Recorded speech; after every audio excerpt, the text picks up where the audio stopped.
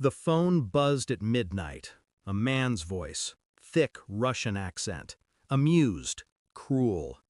"I have your daughter. You will never find her." I didn't flinch.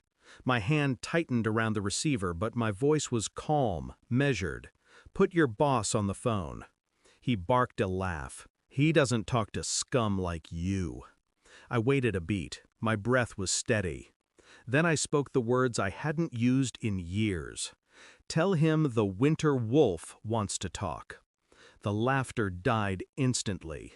Silence stretched across the line like a noose. A minute later, a deeper voice came on, gravelly, old. "Who is this? How do you know that name?" I closed my eyes. My reflection stared back at me from the black window pane. My daughter's face flickered in memory. "You have until midnight," I whispered, and then I hung up. The Winter Wolf, a name I had buried, a ghost from a life my daughter never knew I lived. Once I belonged to them, not the Russians, but worse, the men who sold nations like currency, who made wars disappear, who erased families without leaving graves.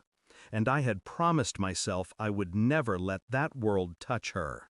Yet it had, not by accident. Someone close had betrayed me. That was the only way they could have known where to find her. The Russian mob didn't stumble onto the child of a ghost. Someone pointed them to her. I thought of the people in my circle, few, trusted, my brother, my fiancé. Both had access. Both knew my daughter's routine. Both swore loyalty with easy smiles. And yet, the call proved one of them had sold her out. That betrayal burned deeper than the threat. Because a Russian mobster was predictable, betrayal from family was not. I didn't storm out of the house. I didn't raise my voice. I moved like water, quiet, relentless. I started with phone records, hidden lines, numbers that didn't belong. My fiancé's name appeared where it shouldn't. Calls routed through encrypted services, a link to an offshore account. I traced movements, timelines, excuses she had fed me. Each one cracked under scrutiny. But there was another thread, my brother. He had debts, gambling, quiet meetings with the wrong men in the wrong bars. It was a perfect trap, both paths lined with blood. I played the role of father at home. I tucked in my son, my hand steady. I held my fiancée close, my lips brushing her hair, whispering lies of safety. Inside, I counted hours, minutes, seconds, and each one brought me closer to the truth. The proof came in a single photograph, an encrypted file pulled from a message queue. My fiancé, standing beside the mobster, smiling, her hand brushing his arm. Her betrayal wasn't financial, it was intimate, personal.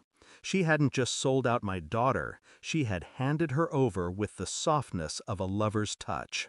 That night, I confronted her without a word. I placed the photograph on the table.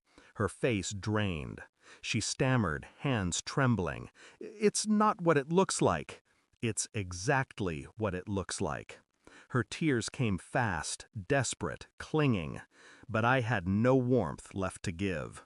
The silence between us was heavier than her sobs. I didn't kill her. That would have been mercy. Instead, I handed the evidence to the Russians' rivals, men who despised her lover more than I did. I let them know exactly who had betrayed whom. Her fate was sealed without my hand lifting a blade. I made the call back to the mob, my voice low, calm. "You wanted the Winter Wolf? You just made him your judge." By dawn, my daughter was released, untouched, left at the edge of town with no explanation. My fiancé never returned. The house is silent now. My daughter sleeps upstairs, safe, for now. She will never know the name Winter Wolf. She will never know the price that was paid to keep her breathing. But I know, and I will carry it. I walk to the mirror, stare at the man reflected back. His eyes are colder than the flames of betrayal that birthed him. I thought I had buried the winter wolf. But wolves don't die. They wait. And tonight, the wolf came back. Thanks for watching. Don't forget to like, share, and comment. Subscribe now to Cheating Stories Insight World for more amazing stories.